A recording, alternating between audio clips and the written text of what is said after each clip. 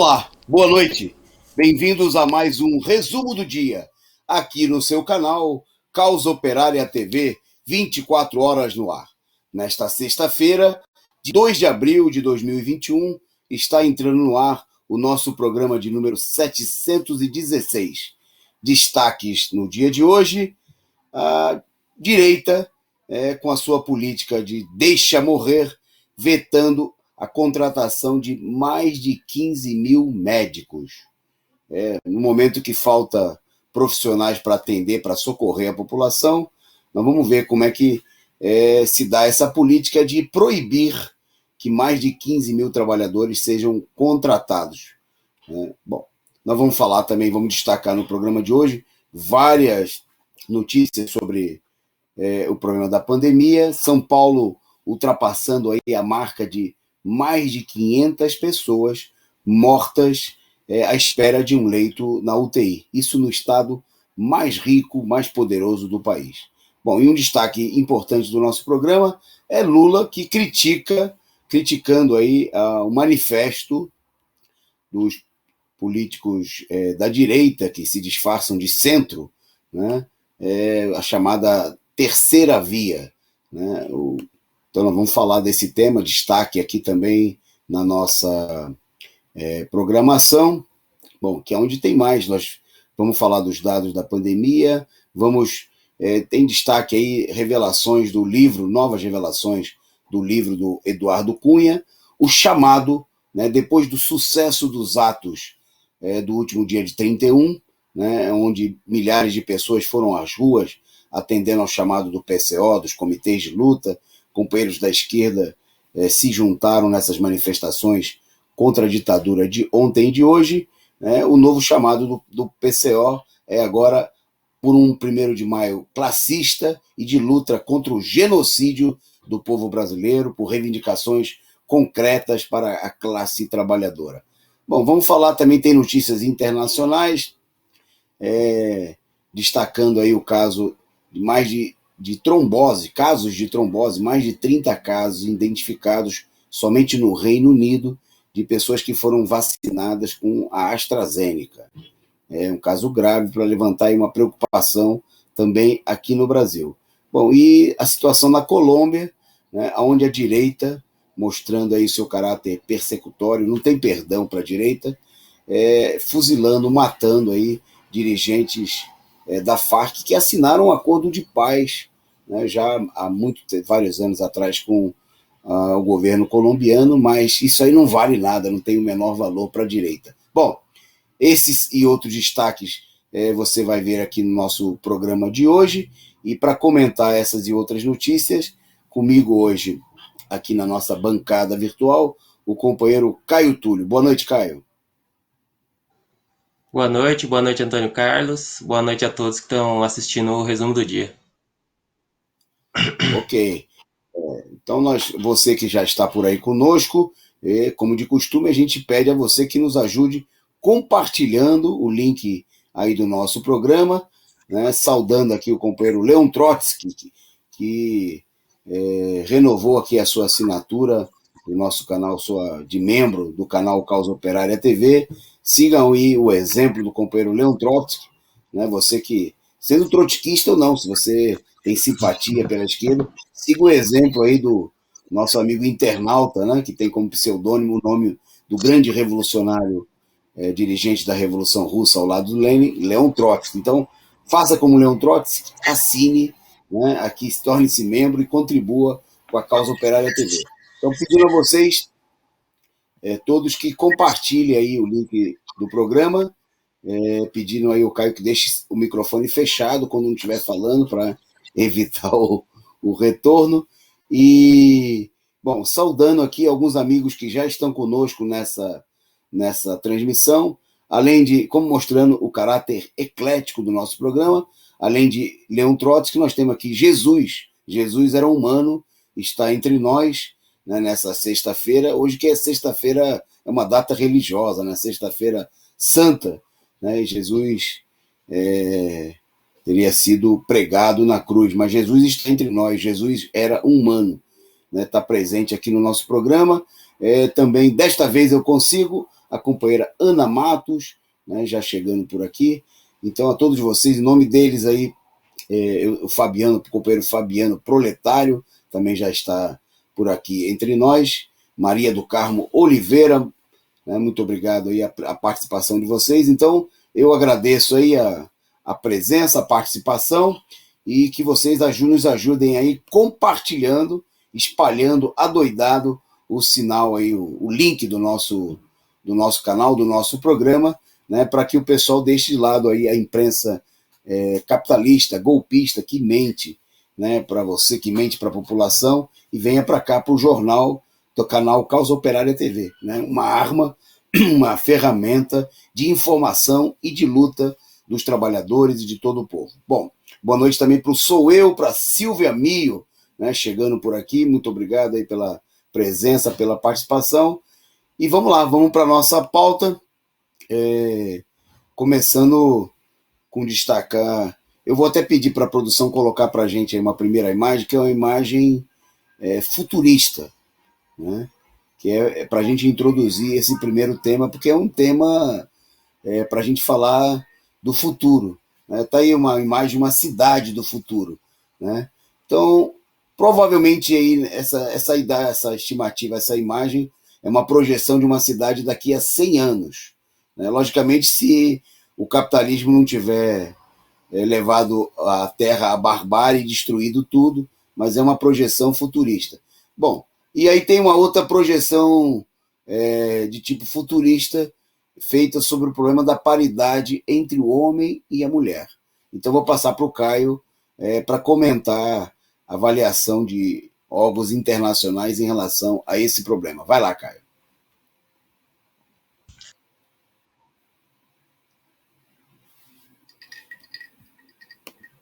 Agora tem que abrir, Caio. Justamente. Não, justamente a questão futurística, né? Essa questão da paridade entre homens e mulheres na sociedade capitalista, né? Podemos dizer que não é nem futurística, mas é quase impossível. Ou podemos dizer que no capitalismo é impossível. O Fórum Econômico Mundial, ele publicou na última quarta-feira, no dia 31, um relatório que eles avaliam, né, a paridade entre homens e mulheres no mundo. O estudo deles, eles alcançam aí 153 países. Eles têm algumas questões que norteiam a pesquisa, né, como a participação e oportunidade econômica, realização educacional, saúde e sobrevivência e representação política.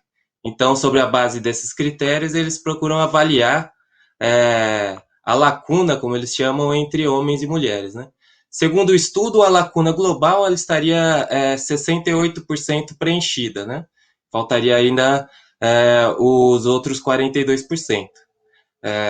Esses 42%, se for no ritmo que está sendo hoje em dia, eles demorariam, em termos globais, 133 anos para ser alcançados. Temos que destacar que a própria pesquisa avalia porque não é só uma questão ascendente, né? Não é que todo ano melhora um pouquinho, pelo contrário.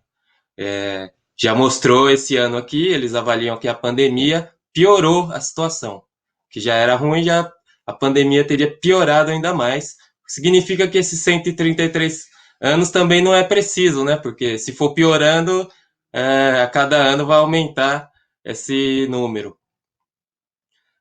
Bom, o melhor, digamos assim, o melhor vetor, né, que eles falam é o educacional, e um dos piores é a igualdade política, né, econômica e política, entre homens e mulheres.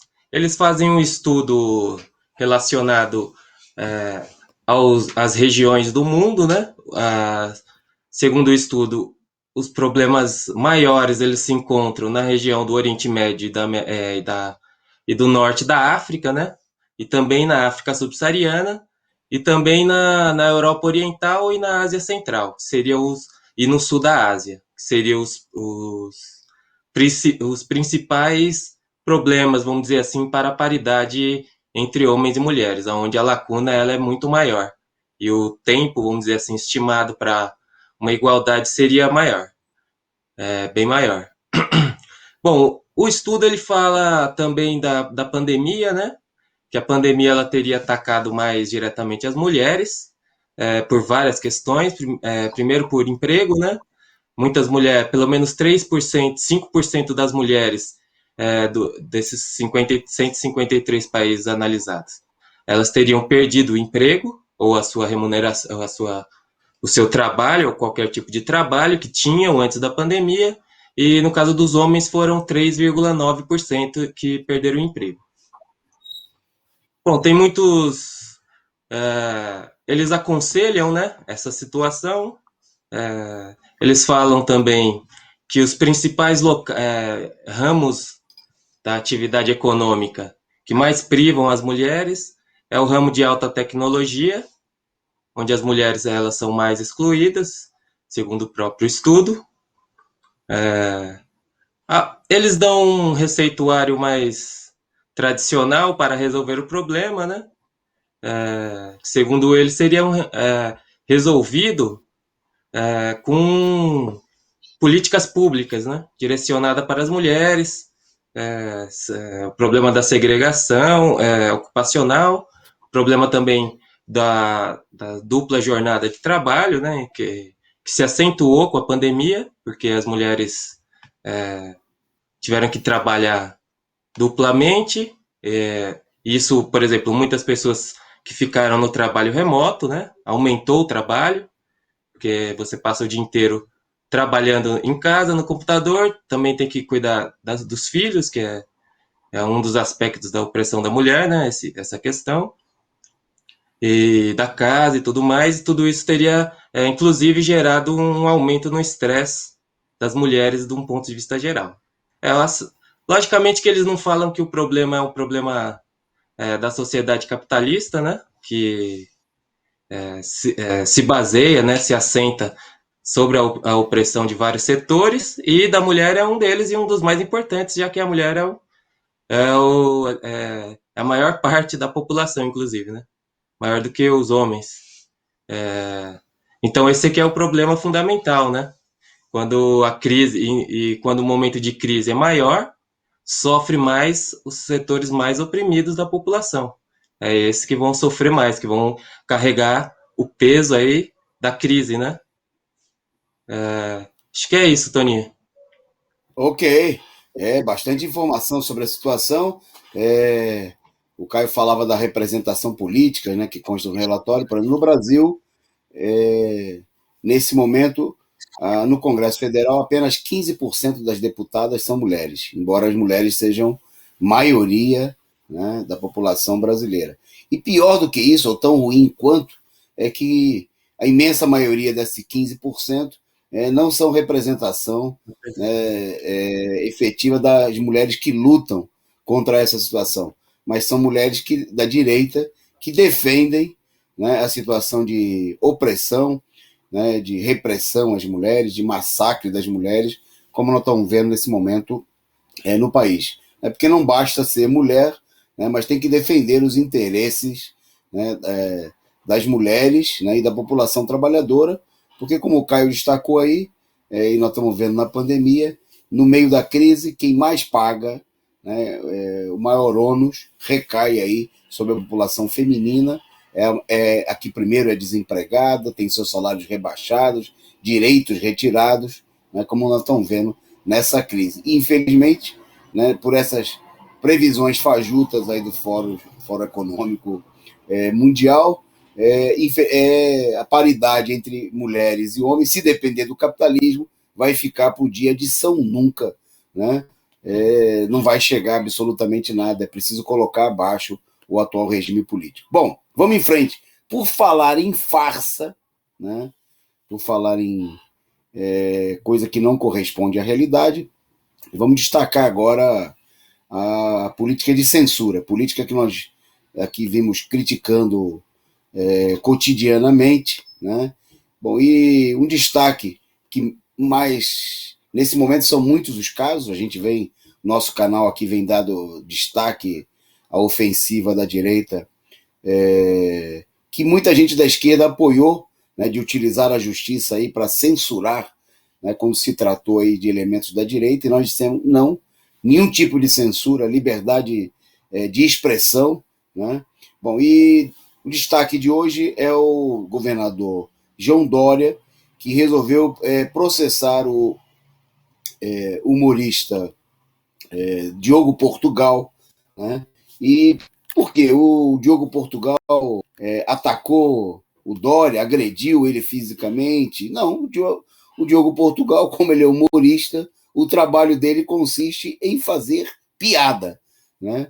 E o humorista está sendo atacado justamente, tá aí, como diz aí esse meme aí feito por pessoas que defendem aí estão defendendo o Dario Portugal contra o João Dória, né? Ele prefere ficar me processando do que resolver a pandemia, né? O humorista denunciou, produziu aí até um vídeo para denunciar essa situação de censura, né? Que ele pediu, inclusive, que todo mundo compartilhe, né?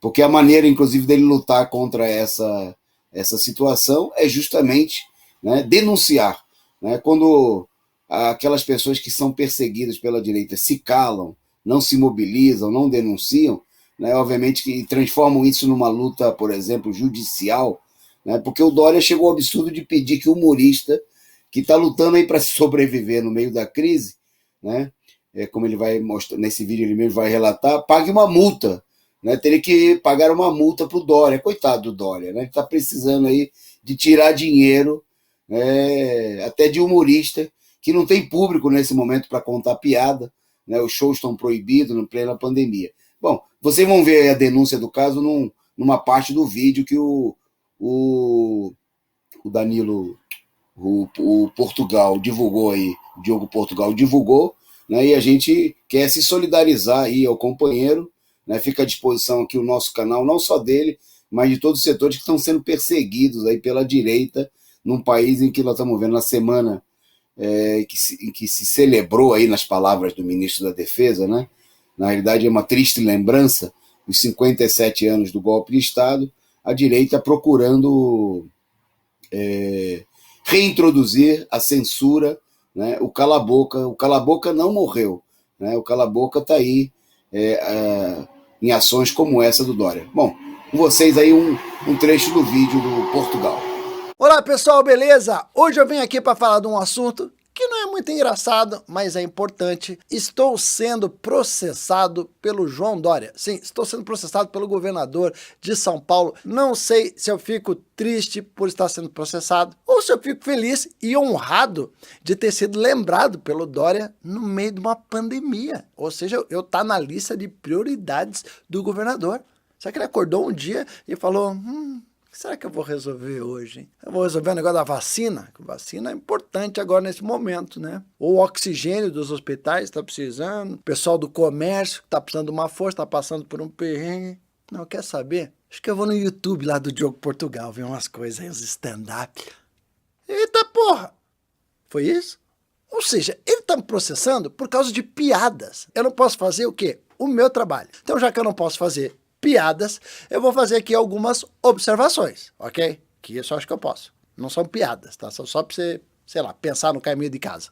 Então, para começar, eu queria falar exatamente disso, ok? Estou sendo processado por fazer piadas, que é meu trabalho. O que é curioso é que eu também acho a gestão dele uma piada, mas nem por isso eu estou processando ele. E tem uma coisa que eu preciso falar aqui, que aliás eu achei muito ético. Falaram que eu não precisaria retirar todos os vídeos do ar, que eu precisaria apenas retirar alguns trechos específicos. Que aliás, esses trechos é que nós humoristas costumamos chamar de piada, entendeu? Só isso. Tira a piada, sai a graça, beleza. É importante falar uma coisa aqui, porque ele me processou, só que ele pediu segredo de justiça. Eu simplesmente não podia falar sobre isso. Aí meu advogado foi lá e quebrou o segredo de justiça. O que é curioso, porque um cara que é tão bom de marketing não querer que saibam o que ele fez, isso daí me soa mais ou menos que nem essa vacina nova aí, a tal da Butanvac, que ele fala que é 100% nacional, só que aí depois a gente viu que a tecnologia é dos Estados Unidos, entendeu? Não era pra gente saber, era pra ser segredo de justiça. Tá, mas vamos pensar pelo lado do Dória, tá? O cara mora numa humilde casa, no Jardim Europa. E também é servidor público e vai trabalhar todo dia no palácio. Também, como todos nós, pega trânsito de helicóptero. Aí vai se divertir para desestressar, vai lá no YouTube, dá um pouquinho de risada e, pô, estão falando dele? Ah, não. Esse cara realmente merece umas férias, merece, sei lá, ir para Miami. Hã? Ele foi para Miami? Na pandemia? Quando o Dória falou que estava preocupado com os velhos, eu achava que era por causa da Covid, não com os... Tá aí.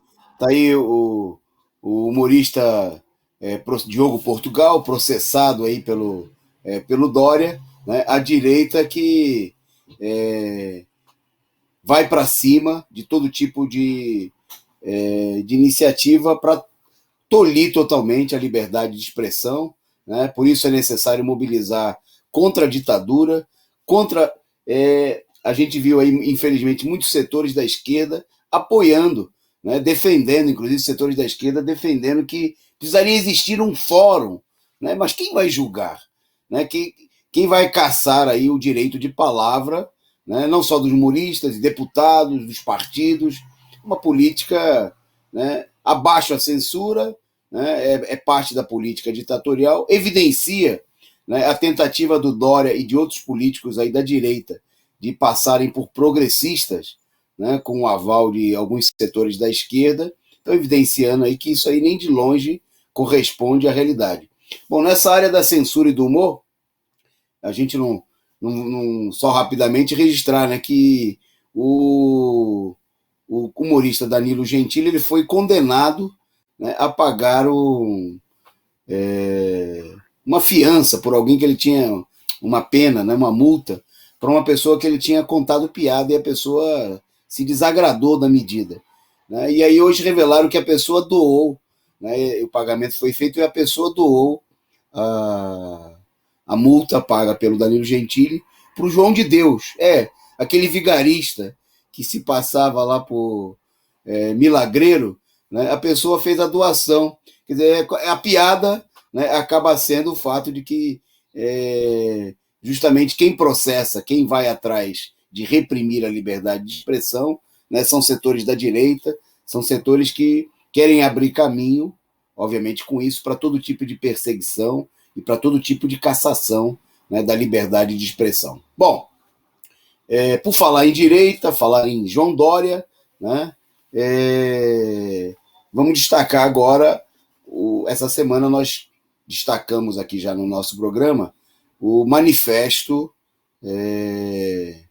publicado aí pela direita, um manifesto supostamente em defesa da democracia, né, por gente que de democrático não tem quase nada, ou absolutamente nada. Bom, hoje o Jornal Estado de São Paulo destacou aí que esses senhores que o Caio já vai contar para vocês quem são aí, lembrar quem são os signatários e tudo mais, eles estão fazendo aí um pacto de não agressão. É a tentativa de construir aí a chamada terceira via. Com você, Caio. Justamente, é a tentativa de construir um campo que, segundo eles, seria democrático, o que é uma farsa, a gente vai ver já como é completamente farsesco e até risível, né? Os signatários do manifesto, que foi publicado no dia 31, na última quarta-feira, são Ciro Gomes, Eduardo Leite, PSB, né? João Amoedo, o João Dória, o Luciano Huck e o Luiz Henrique Mandetta, ex-ministro do Bolsonaro. Bom, segundo eles, lançaram um manifesto pela consciência democrática, né? Não seria ser uma coisa abstrata, né? A consciência democrática que nenhum deles tem também, tem esse aspecto, porque o Dória a gente viu que é acabar com a liberdade de expressão que está colocada no manifesto como uma conquista da democracia, mas que ele mesmo acha nocivo, né? Quando é contra ele. Bom, nesse manifesto, eles procuram articular aí um centro, um chamado centro, né? De centro democrático, mas é uma farsa porque não tem nenhum centro, né? São todos elementos da direita, né? Inclusive da extrema direita, como Dória, o Bolsodória, Luiz Henrique Mandetta, que foi ex-ministro do Bolsonaro, o João Amoedo, que é um cara de extrema direita, ultra neoliberal, né? O próprio Ciro Gomes, que é um cara de direita, não é de esquerda. Todo mundo já viu, já tá a par, né, do papel que ele tem no golpe, que ele teve no golpe, que ele tem ainda hoje, né? Se travestindo de esquerdista, mas que ele não tem nada de esquerda. Segundo eles, esse manifesto é um primeiro passo nesse sentido, né, de constituir essa frente. Ainda há muitas coisas a serem discutidas, segundo alguns presidentes de partidos, né, porque todos eles querem o seu lugar ao sol. Por exemplo, o presidente do PDT diz que não abre mão da candidatura do Ciro Gomes, né? Também tem conversas com o próprio Luciano Huck para entrar em um partido e sair candidato. O próprio Dória também. Então é um primeiro passo aí nessa tentativa de enganar a população com uma política supostamente de centro, quando são todos eles de direita e de extrema direita, que não deixa dever nada ao próprio Bolsonaro, né? Esse grupinho aqui seleto de inimigos da população. Também nesse manifesto, eles procuram articular desde já um pacto aí de não agressão, uma vez que eles não tenham uma definição clara se eles vão conseguir se lançar como candidatos. Então, a ideia é combater, supostamente, né, a polarização. Então, combater o Bolsonaro e combater o Lula. Essa é a ideia desse centro, né?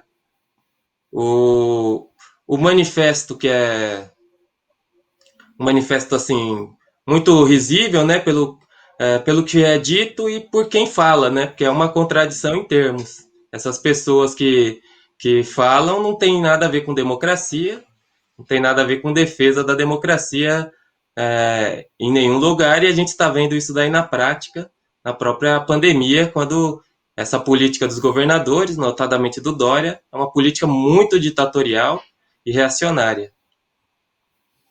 Bom, aí fica aí esse centro, essa tentativa de enganação, né? Na verdade, uma direita, né? Assim como ela já tentou, em outros momentos, se articular, tentando arrastar a esquerda.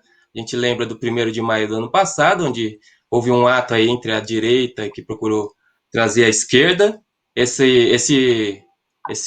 Essa nova tentativa tem o mesmo sentido, porque logicamente que esses indivíduos aqui, né, esse manifesto, esse grupo político não tem base nenhuma para nada, né?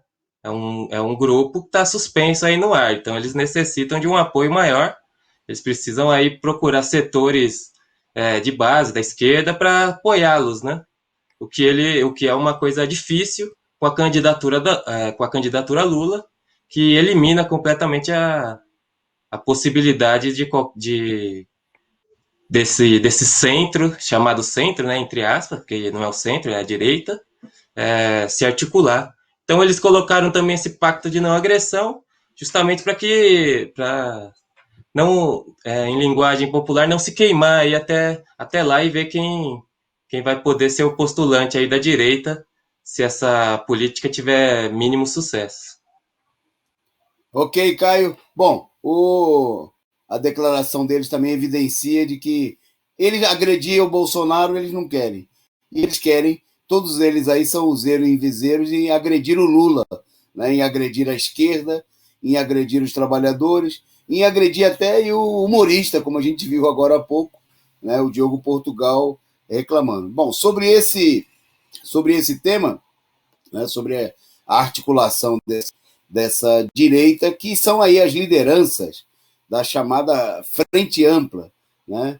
Frente Ampla, que é uma frente direitista, uma frente da direita, com a esquerda que defende essa política de submissão à direita. Sobre esse tema, o próprio Lula se manifestou aí na entrevista ontem.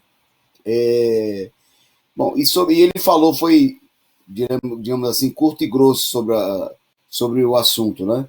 Dizendo o seguinte, que sobre esse manifesto, palavras do Lula, todos eles tiveram a chance em 2018 de deixar a democracia garantida votando no Haddad, na opinião do Lula, né? Essa gente preferiu votar no Bolsonaro. O Ciro só foi para Paris, não votou. E acho normal que cada um procure o seu rearranjo político, disse o ex-presidente. Bom, de maneira, no mínimo, cautelosa, né, como o zero e viseiro do ex-presidente Lula, né, ele mandou um recado aí de que, obviamente, esses senhores aí não estão nada interessados em garantir democracia, coisa nenhuma. A gente poderia acrescentar que não só isso, né? Esses senhores aí são os responsáveis, alguns dos responsáveis pela derrubada da presidenta Dilma Rousseff, né? Não foi o Bolsonaro que derrubou a Dilma. É bom lembrar que Bolsonaro, em 2016, tinha um único voto, só o dele como deputado, né? E não tinha muita influência, já tinha se lançado candidato a presidente da Câmara e ganhou voto nenhum, né? Em 2018, foram esses senhores aí também que apoiaram, decisiva, a prisão do ex-presidente Lula, prisão criminosa, ilegal, né, a fraude, a criminosa Operação Lava Jato, e por conta justamente dessa operação, como parte de um processo que garantiu a fraude nas eleições de 2018 e a eleição de Jair Bolsonaro. Quer dizer, são pais do Bolsonaro, são criadores, né, e agora eles procuram fazer essa encenação de maneira, como o Caio aí registrou, né, de maneira abstrata, a defesa da democracia, sem conteúdo nenhum, né, porque é uma democracia em que os direitos políticos do Lula não são garantidos, é uma democracia em que o povo pode morrer de fome ou sem vacina, é uma democracia em que o Bolsonaro pode ficar onde ele está, pelo menos até 2023, é a vontade desses senhores, né? E quem sabe, né, se não houver perigo de vitória da esquerda, esses senhores aí se juntariam. É um pacto de não agressão muito provisório também, porque a gente sabe como é a política na direita, né? Não vale muito, eles falam uma coisa hoje, daqui a pouco eles estão se pegando, né, desde que os seus interesses estejam aí ameaçados. Mas, de qualquer maneira, fica aí o recado do Lula, que é verdade, né? Aí não tem ninguém que defenda a democracia, coisa nenhuma, não só porque eles não votaram no Haddad, né? Esse aí talvez tenha sido um dos menores males que esses senhores fizeram, mas porque eles são sócios fundadores do regime golpista que vigora no país, né? Votaram, ajudaram a aprovar, é bom lembrar, todas as medidas contra os trabalhadores, né? Inclusive o PDT do senhor Ciro Gomes, né, que depois de ter dado votos para o impeachment da Dilma, de ter dado votos para a reforma trabalhista, para a reforma da Previdência, recentemente, por exemplo, entre outras coisas, votou aí no projeto de privatização da água, né, para acompanhar aí o chefe político dele histórico, né, o padrinho, o senhor Tasso Genro Coca-Cola, né, que era o autor da medida. Então, obviamente que a política do Ciro e da corja a qual ele se juntou, né, tem nada a ver com defesa de democracia, nem aqui e nem lá em Paris, né, onde o Lula lembrou aí, o Ciro se refugiou ou passear, né, para não sequer dar o voto ao Haddad, mas mais do que isso, né, ele foi para Paris e deixou aqui muita gente dele, como o próprio irmão dele, senador pelo PDT, eleito pelo PT, na realidade, né, que deu os votos suficientes para elegê-lo, fazendo campanha direta contra o Haddad, né, fazendo campanha contra o Lula e assim por diante. Bom, vamos em frente, não sem antes aí saudar aqui mais alguns companheiros nossos e pedir a vocês, veja só, vocês sabem aqui que o nosso canal se sustenta exclusivamente com a contribuição, né, dos membros do canal e das pessoas que assistem a nossa programação. Aqui não tem publicidade de banco, de automóvel, né? Aqui ninguém vai enganar os trabalhadores contando mentiras aqui, vendendo produtos das empresas capitalistas que levam ao desemprego, à fome e à miséria. Então nós precisamos da sua colaboração.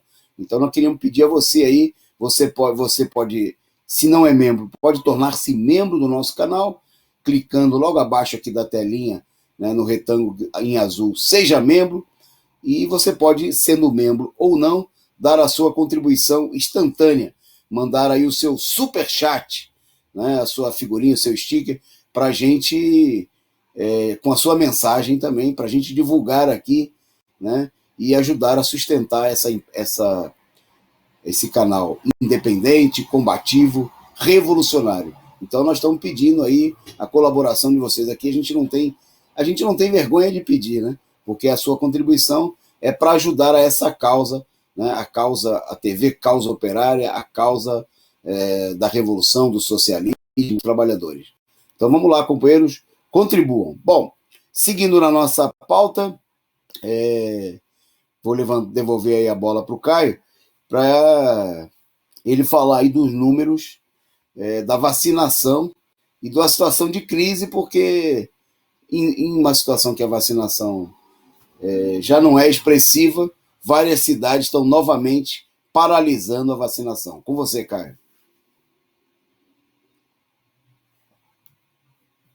Exatamente. A vacinação no Brasil que caminha a passos de tartaruga, né, como a gente destaca, ela não só caminha lentamente, como ela para em vários momentos, né?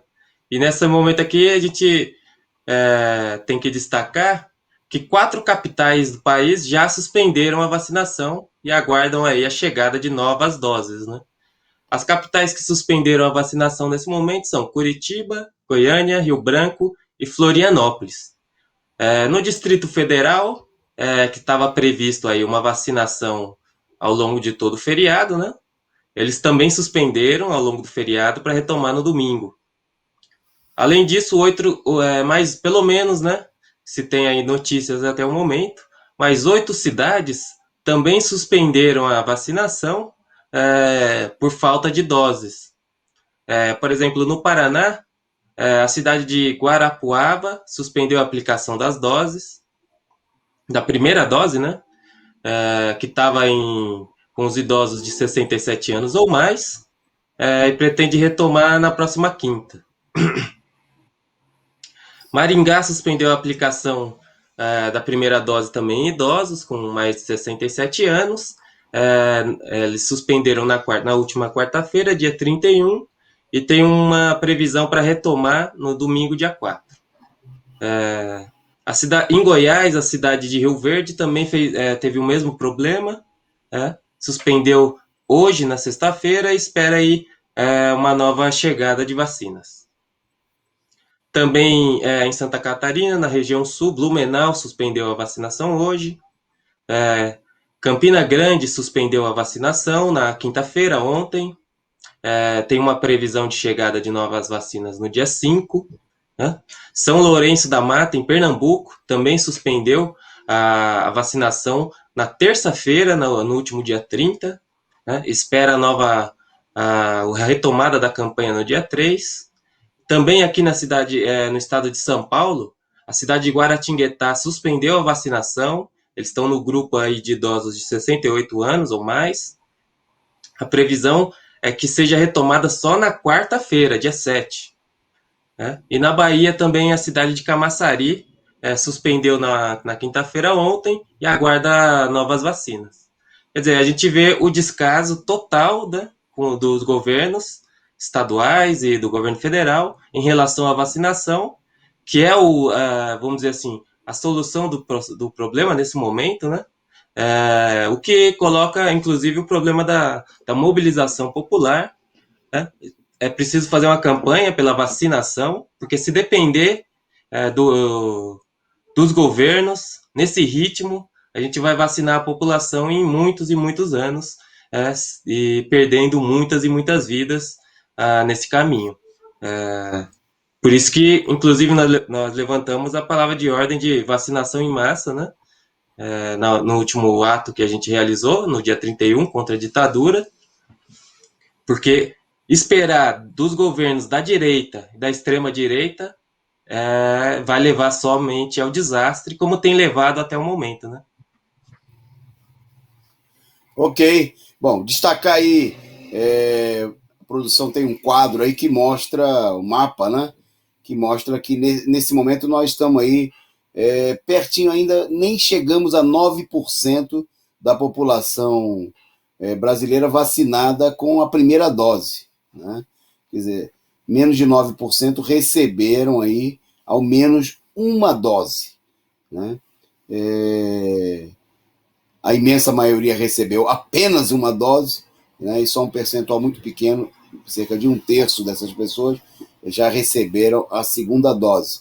Nesse ritmo, né, a passo de tartaruga, como destacou aí o Caio, provavelmente o final da vacinação vai ser junto com a data em que as mulheres vão conquistar a paridade, se depender da direita. Não vai acontecer nunca, né, porque quando estiver terminando de vacinar, a gente já vai estar sofrendo aí, sei lá, com outras variações e etc, etc, porque justamente a falta de cuidados, a falta de medidas é que vai permitindo, inclusive, que o vírus ele se adapte e prospere, né, e crie novas variantes, como está acontecendo nesse momento no Brasil, justamente pelo gigantismo da reprodução, da disseminação da doença. Bom, mas vamos em frente. E essa situação de falta de vacina, né, e falta de tudo, não falta só vacina, né, não tem teste, não tem nenhuma medida, porque embora a doença, né, a Covid não possa ser evitada sem a vacina, ela pode ser contida, né?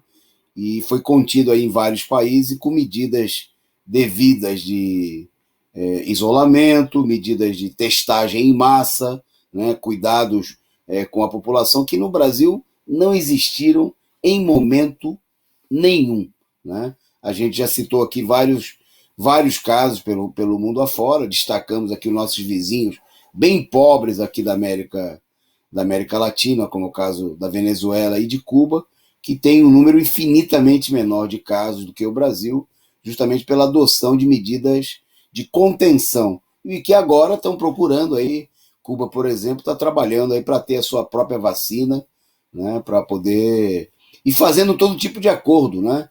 Cuba está recebendo vacina chinesa, está fazendo acordo com os russos. Aqui no Brasil, nada disso vale, não tem vacina.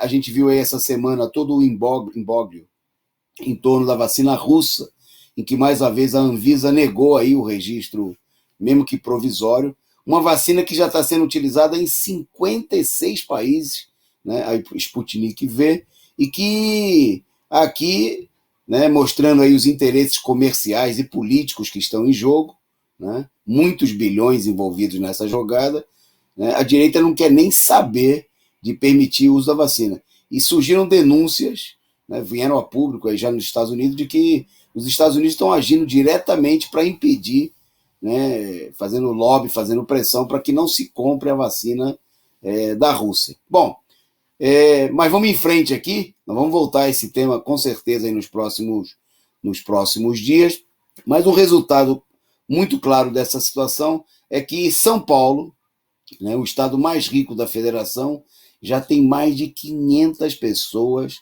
mortas na fila de espera por uma vaga na UTI, né?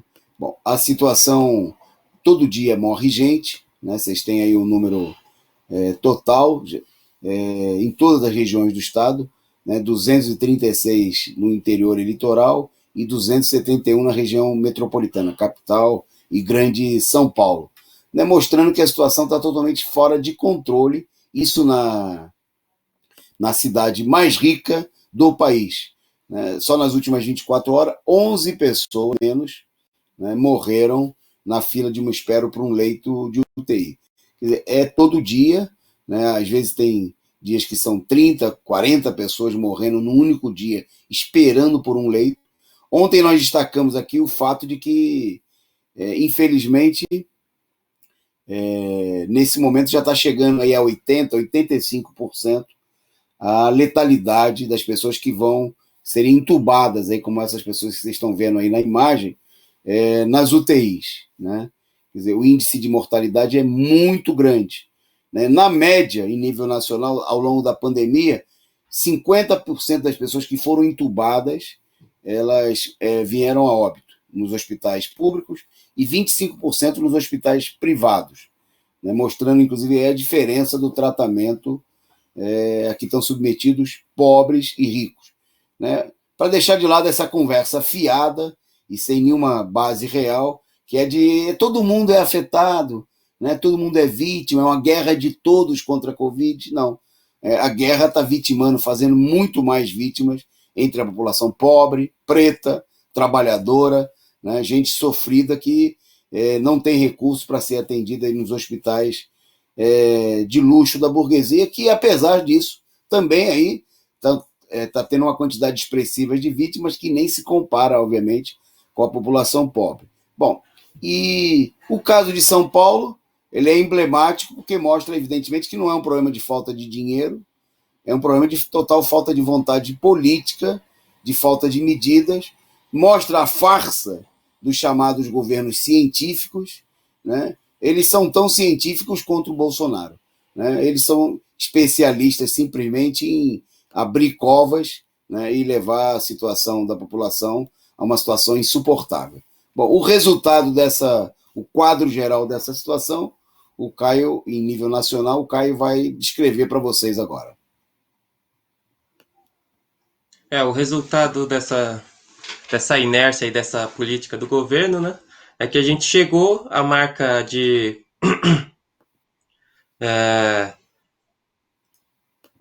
328.266 óbitos desde o início da pandemia. A imprensa, inclusive, a imprensa capitalista, inclusive, destacou que em 2021 morreram mais pessoas de coronavírus no Brasil do que no Reino Unido em toda a pandemia. Foram de 1º de janeiro a 1º de abril, né? Foram mais de 130 mil pessoas, né? Mais do que o Reino Unido em toda a pandemia, desde o início, no ano passado, né? Mostrando a gravidade da situação brasileira nesse momento, né? Quer dizer, o ano de 2021, ele é um dos piores, né? A matança em 2021 foi uma das piores que teve no Brasil, em comparação com o resto do mundo, né? Nas últimas 24 horas, se registrou 2.922 mortes, quase 3.000 mortes, né? Está sendo a marca agora das mortes por Covid-19. Lógico, a gente sempre destaca, né, que isso em dados oficiais, porque os dados reais, eles são maiores, sem dúvida são maiores, e esperamos que no futuro a gente possa conhecer esses dados, né, para saber o tamanho da matança que a burguesia está organizando. É o 4º dia de maior morte, né? Inclusive, nós já chegamos a quase 4.000 pessoas mortas no Brasil. Foi verificado no dia 31, inclusive, com 3.869 mortes. A produção colocou o quadro geral no país, né? Só gostaria de destacar ali São Paulo, com mais de 76 mil mortos, né? Mostrando aí o caráter totalmente criminoso da política dos governadores ditos democratas, né? Aí, que não tem democracia nenhuma, é uma farsa, né? A declaração democrática deles é mera ilusão, não tem substância nenhuma. Os números mostram, né? Não tem política democrática nenhuma. É uma política de morte à população. Bom, outro dado alarmante que é preciso destacar é que o Brasil chegou à marca aí de 13 milhões de casos, né, de infectados por coronavírus, um número extraordinário, e a gente sabe que também não tem controle nenhum, né? O governo não tem controle sobre os infectados. Qualquer pessoa que for num posto de saúde e der positivo, fizer o teste depois, não tem nada, não vai ter um agente de saúde que vai te acompanhar para testar sua família, não vai ter absolutamente nada.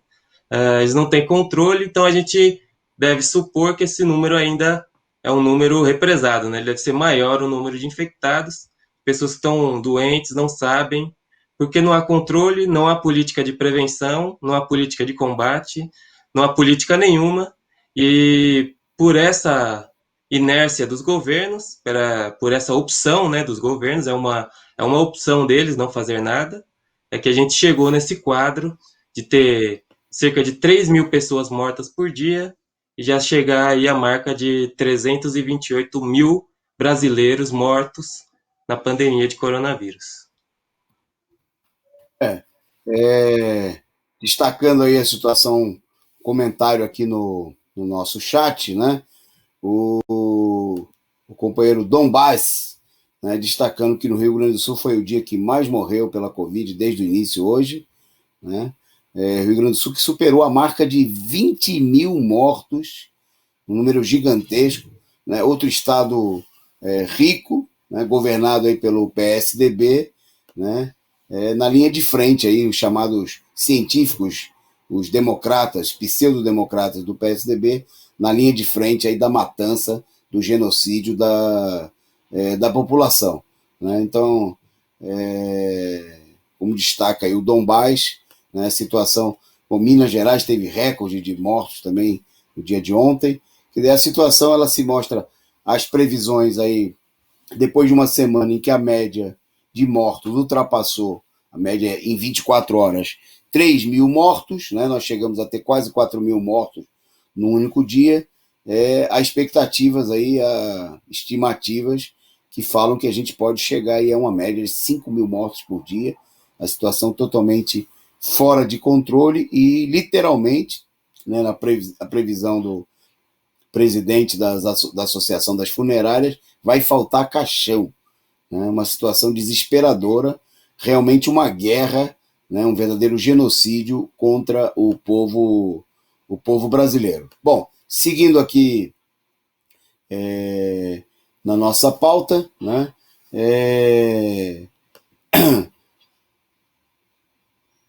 Mostrando, né, mais um dado, né, um destaque da nossa programação de hoje, que evidencia que o governo, que a direita não está nem aí, né? Além de fazer discursos, não há nenhuma medida efetiva para procurar atender a população.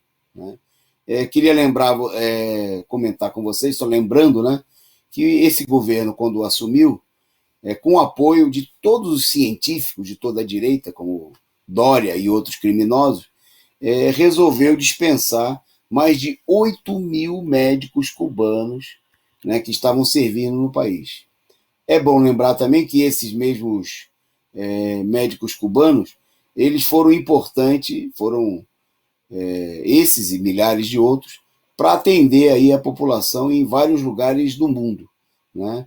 Cuba mandou aí brigadas durante a pandemia para ajudar no combate a inúmeros países, inclusive países imperialistas como a Itália, né?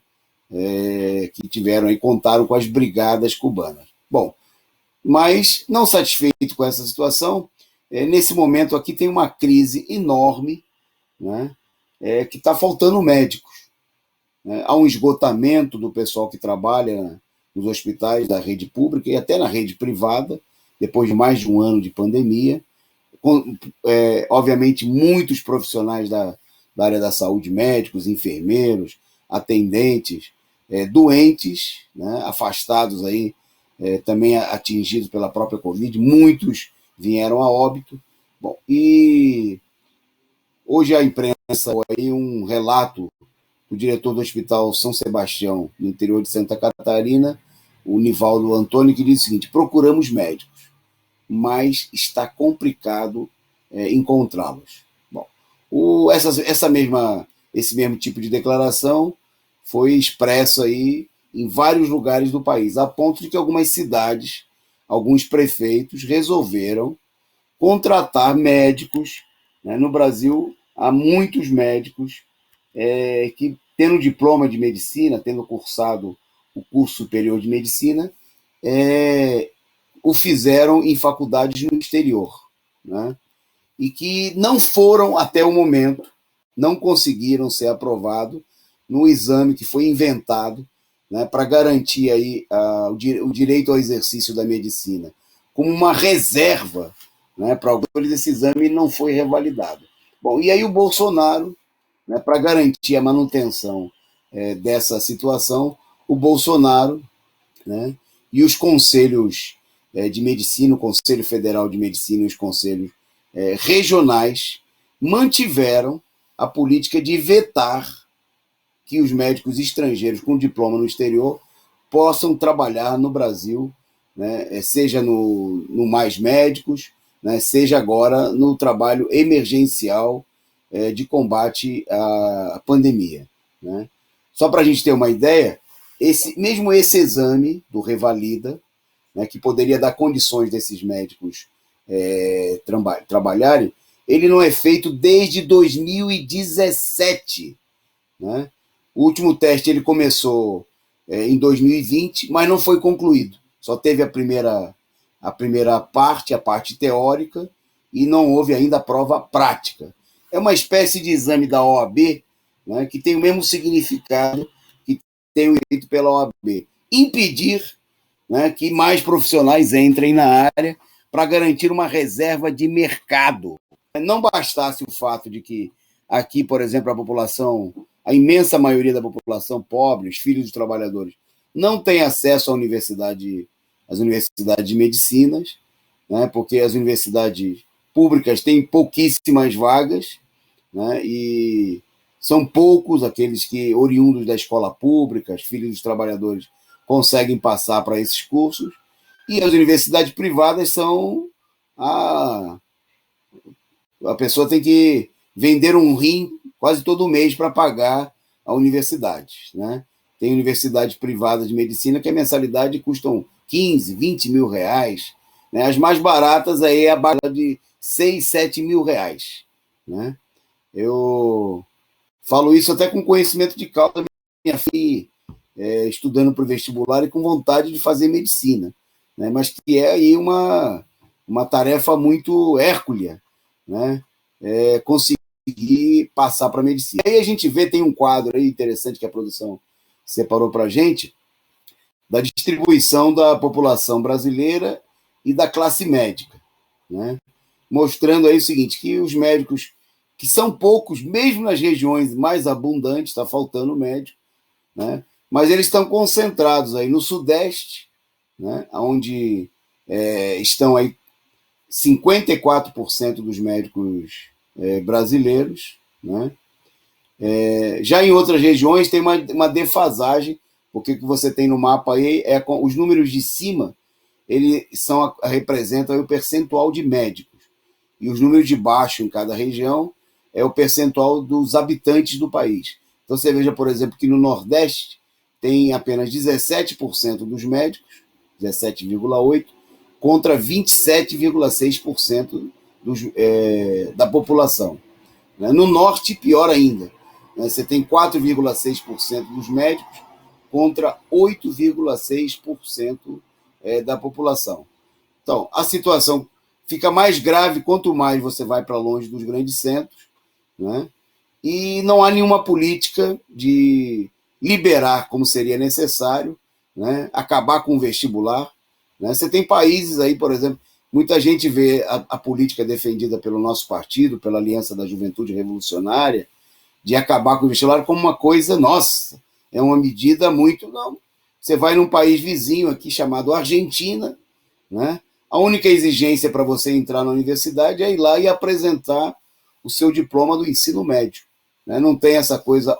Você pode ir lá e se matricular na Universidade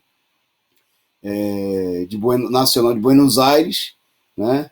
E se inscrever, porque tem 300 mil alunos, diga-se de passagem, né? E se inscrever para o curso que você quiser fazer. Aqui no Brasil, bom, e além disso, né, o criminoso, o genocida do Bolsonaro, com o apoio de todos os governadores científicos, aí como o Dória, científico entre muitas aspas, mantém essa política, que é uma política criminosa também das máfias, que controlam os conselhos federais de medicina, conselhos regionais, de manter aí o exercício da medicina como um privilégio.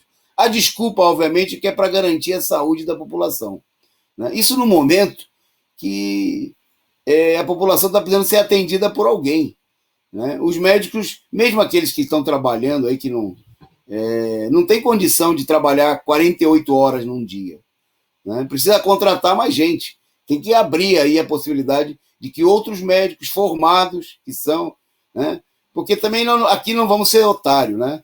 Não vamos dizer que essas universidades requenguela, onde muita gente comprou aí o diploma de medicina no Brasil, né? Só porque elas são brasileiras, né? Elas estão formando médicos aí preparados, né? Acima dos médicos que estudaram na Argentina, na Bolívia, na Venezuela, em Cuba, seja lá onde for, né? É uma política criminosa, né? Obviamente que o que deveria, se houvesse uma preocupação, é que esses médicos fossem colocados aí para trabalhar com médicos mais experientes, né? Para adquirir a experiência, como acontece com toda pessoa nova que está ingressando no trabalho, mas de maneira nenhuma proibir 15 mil médicos, só os que eles estão vetando nesse momento, que não fizeram, que têm o diploma, que não tiveram oportunidade sequer de fazer o exame, porque o exame também não é realizado de maneira completa já há 4 anos, né? E o que começou no ano passado está paralisado, né? Porque é como se o Brasil não estivesse precisando de médicos.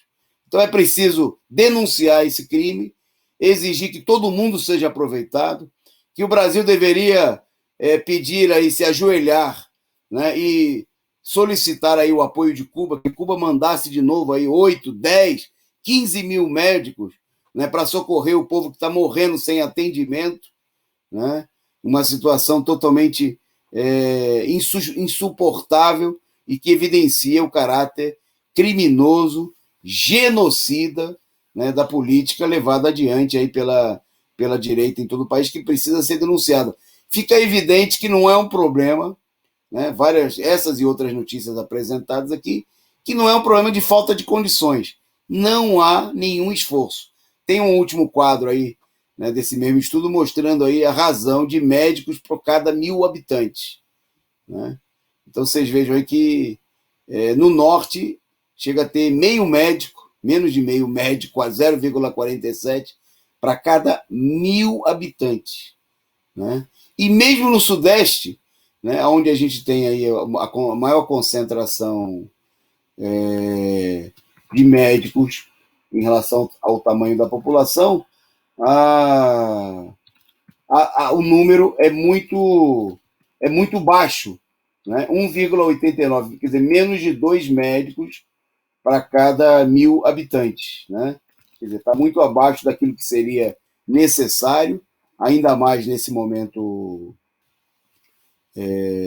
Só para a gente ter uma ideia, a recomendação da Organização Mundial de Saúde é que a cada 10 mil habitantes, né, você tenha aí 22,8 profissionais de saúde. Isso aí daria uma média de 2,3 por cada 1.000 habitantes, né? Quer dizer, nem o Sudeste bateu essa marca aí, essa meta.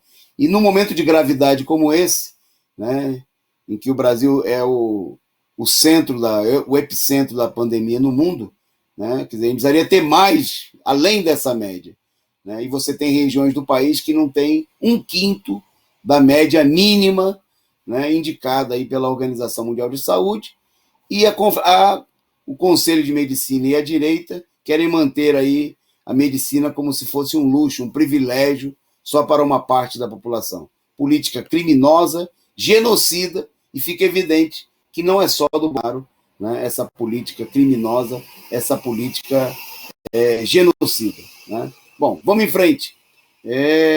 Bom, e o Dom Baes ainda reclama o seguinte, que muita gente desses aí que estão formados defendendo essa política criminosa são picaretas que estudaram em universidades públicas e que deveriam defender, então, que a universidade pública, que, né, o acesso à medicina seja garantido para todo mundo, né, já que a própria universidade que eles cursaram foram sustentados pelos impostos pagos pelos trabalhadores. Né?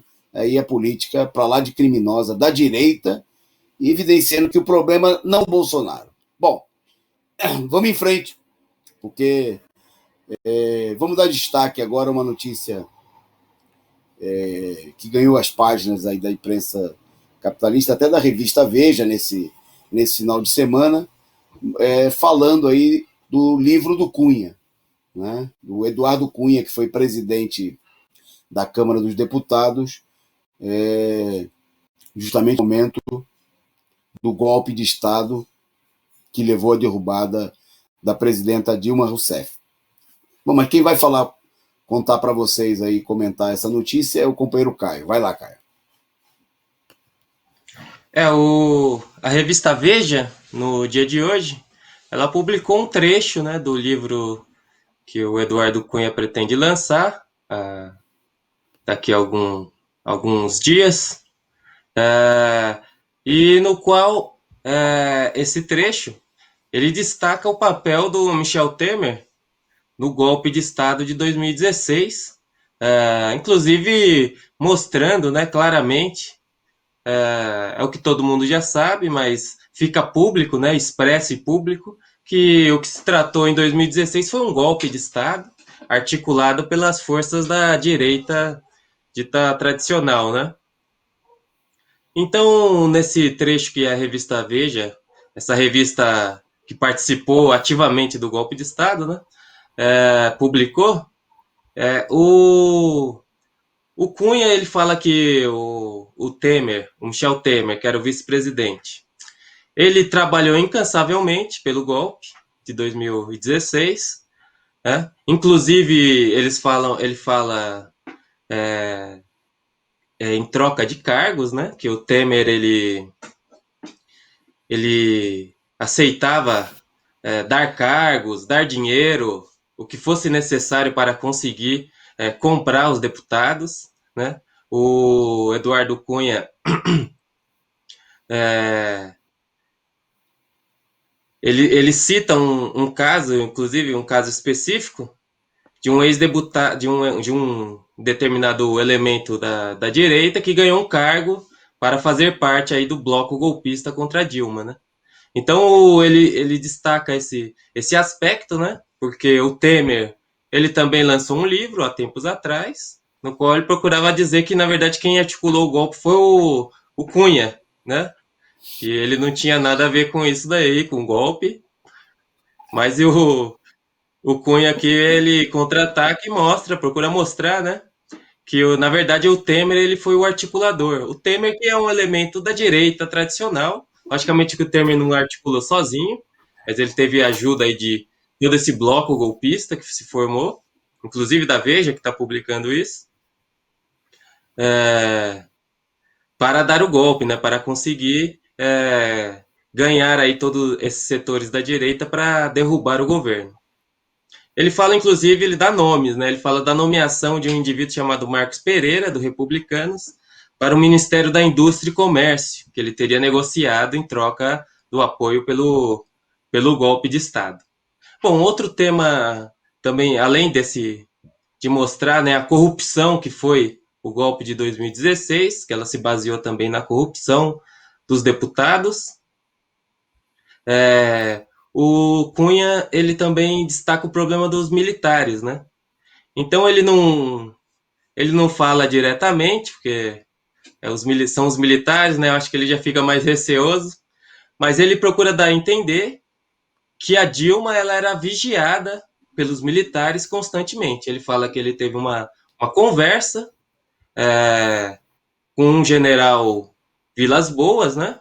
Aquele general foi apresentado como democrático aí por vários setores, em que o Vilas Boas ele deu a entender que eles controlavam os passos da Dilma, conheciam a rotina do Planalto, da sua casa, da sua residência governamental, conheciam todos os seus passos, a sua agenda, que eles monitoravam a presidenta Dilma, de maneira ilegal, logicamente, né? Inclusive conversas telefônicas e outras coisas que os militares, de maneira ilegal, né, espionagem, detinham, mostrando aí o papel, o grau de comprometimento que os militares tiveram no golpe de Estado de 2016, que agora está completamente escancarado que foi um golpe de Estado, né, que não seguiu rito jurídico nenhum, o que coloca o problema de que esse golpe de Estado tem que ser anulado, né? Na época, o PCO fez uma campanha pela anulação do impeachment, que era justamente o golpe de Estado. E essas revelações também implicam na situação política de hoje, né? Porque o golpe de Estado contra o PT, somado aí a prisão do Lula, etc., resultou diretamente na eleição do Bolsonaro, que foi uma eleição, nesse sentido, completamente ilegítima, e um golpe também, né? Uma segunda etapa aí do golpe de Estado. Bom, o Eduardo, essas questões, muita gente já sabia, né, dessa implicação, mas ele procura mostrar aí com alguns dados e conversas particulares que foi assim mesmo, foi feito o golpe de Estado. Ok, tá aí o Caio destacando as novas revelações do livro a ser lançado do Cunha.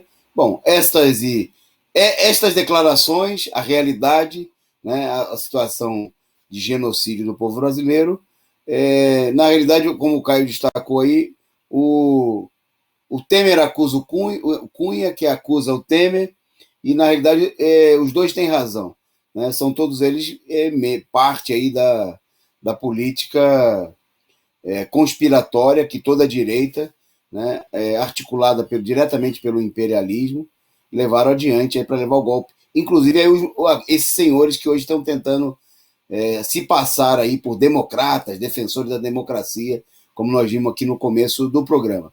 Bom, diante dessa situação, né, nós já mostramos um destaque, né, dessa semana, foi sem dúvida nenhuma a iniciativa do PCO e dos comitês de luta de todo o país, que realizaram aí importantíssimas manifestações no último dia 31, mostrando o caminho, né, para enfrentar a direita, para enfrentar e derrotar a direita. O caminho é o caminho das ruas, né? É o caminho, inclusive, que foi seguido aí nessa semana por milhares de pessoas, inclusive muitos companheiros de esquerda que estiveram conosco nessa empreitada, desde alguns na convocação, na divulgação da própria atividade e também na realização desses atos em mais de 30 cidades do Brasil e no exterior.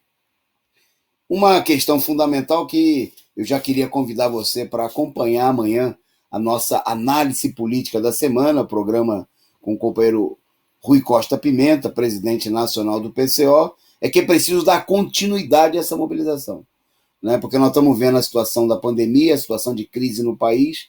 Isso não vai ser detido, né, como uma obra do acaso, por um acontecimento, se depender da direita, pelo contrário, né? Nós vamos ter aí muitas mais, a expectativa de abril. Nós tivemos em março 67 mil mortos, né? A expectativa é que em abril a gente supere a marca de 100 mil pessoas mortas. Quer dizer, e é preciso mobilizar para parar esse genocídio e parar a política, a ofensiva da direita contra os direitos dos trabalhadores, a ofensiva repressiva. Para isso, o caminho é colocar os trabalhadores, a população nas ruas. O próximo passo, né, o passo fundamental, é organizar aí um grande 1º de maio de luta, né?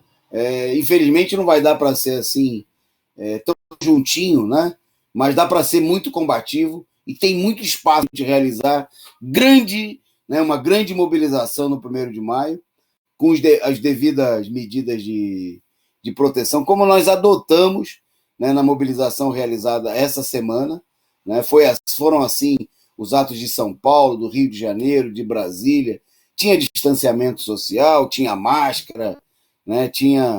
Foram consumidos aí litros e litros de álcool gel, mas o que não dá para fazer é ficar sem lutar, né? Não adianta, já ficou evidente que a política de ficar em casa esperando que a direita resolva a situação é uma política de fracassados, fracassados. É uma política que não abre nenhuma perspectiva, né, para a luta dos trabalhadores e que não está salvando a vida de absolutamente ninguém, né? Há mais de um ano a gente ouve aí muitos setores, inclusive da esquerda, repetir, né, essa conduta tão a gosto da direita, né, porque a direita, se tem alguma coisa que ela não quer, é que o povo se manifeste, né, que o povo não questione que não tem médico, né, porque os médicos estão sendo evitados, que o povo não questione que não tem UTI, porque não tem investimentos na saúde, que o povo não questione que não tem auxílio emergencial, né, enquanto a Câmara dos Deputados aprovou ontem 135 mil de auxílio saúde para os deputados. 135 mil. Já pensou, Caio? Você com auxílio saúde assim, não precisa nem de salário, né? Só auxílio saúde já resolvia aí, não dava, já melhorava bastante. Não dá para dizer que a gente não ia ficar doente, né? Mas melhoraria bastante a vida de todo o povo brasileiro. Então, obviamente que para conter, para barrar esse genocídio é preciso sair às ruas.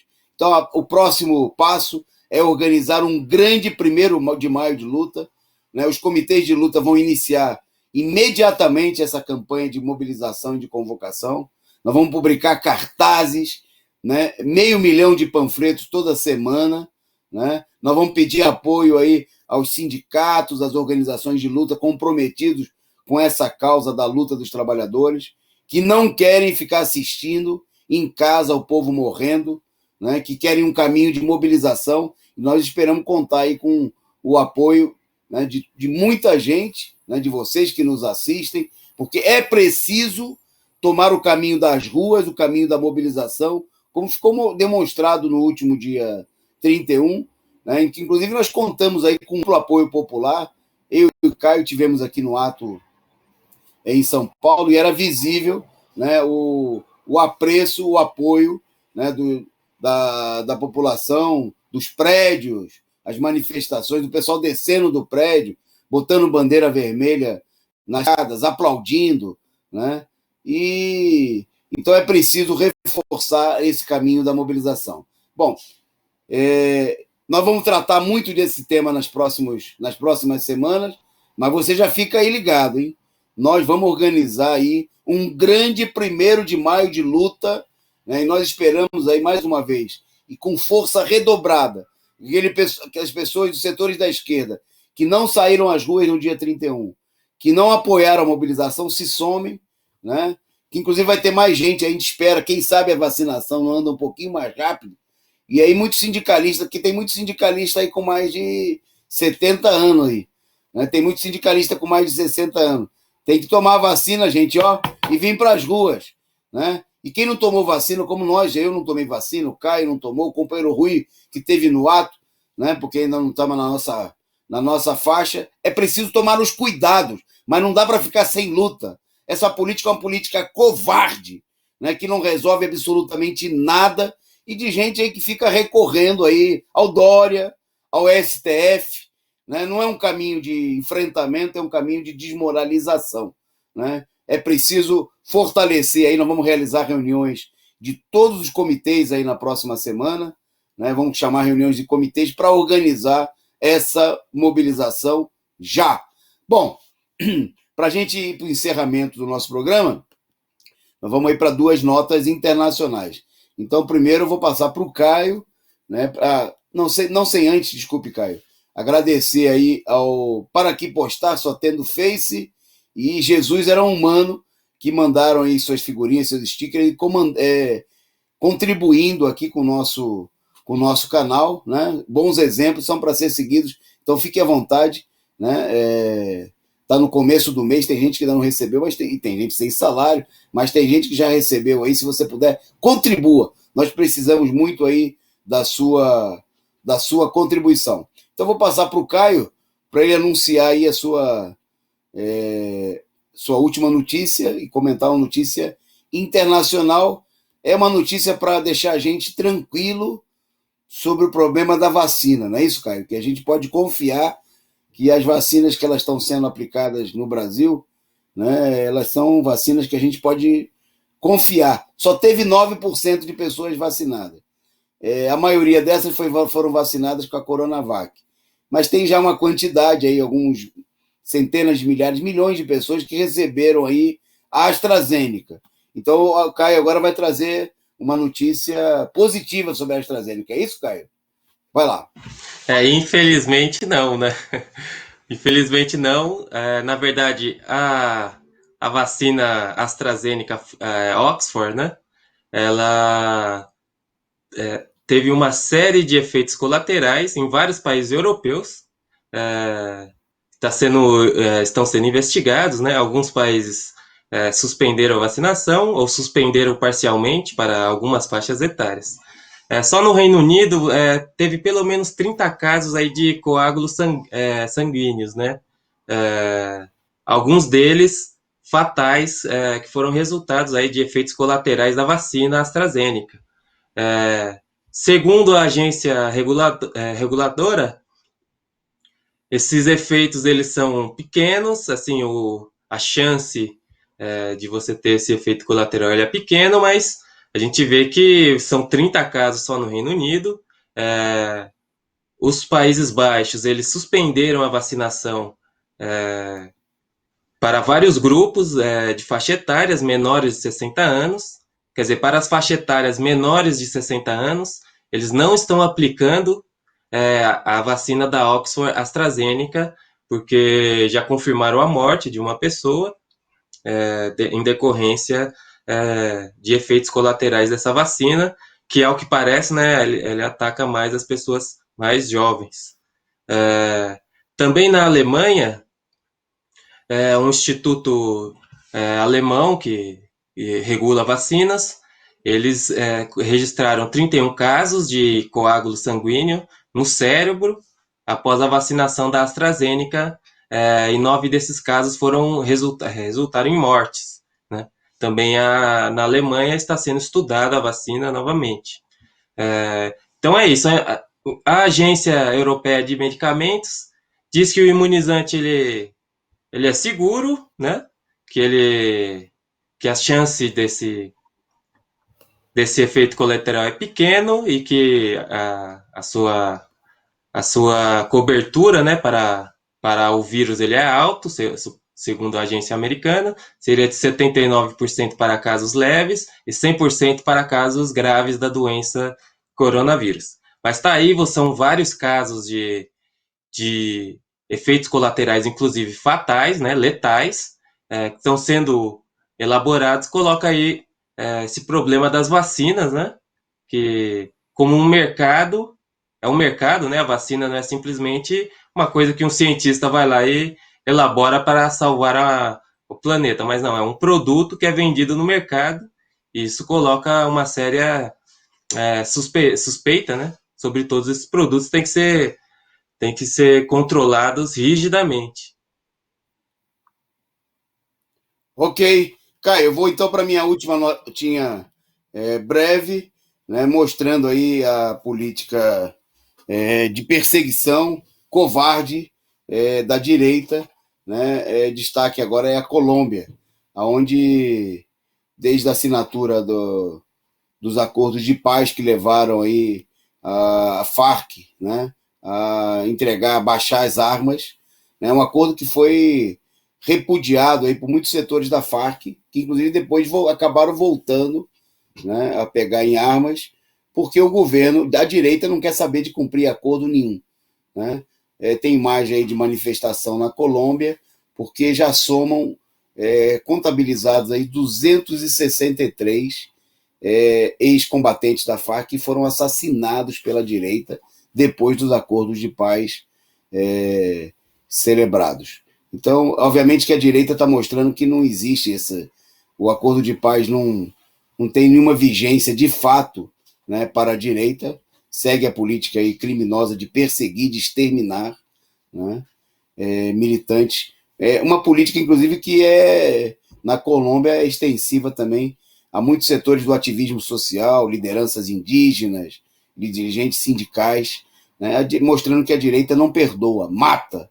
Né? Por isso a necessidade de mobilizar, de reforçar aí a organização dos trabalhadores. Bom, nós vamos ficando por aqui, agradecendo aí a participação de todos vocês que nos acompanharam, e convidando, reforçando o convite para amanhã estarmos juntos na análise política da semana, a partir das 11h30, aqui na Causa Operária TV. Né?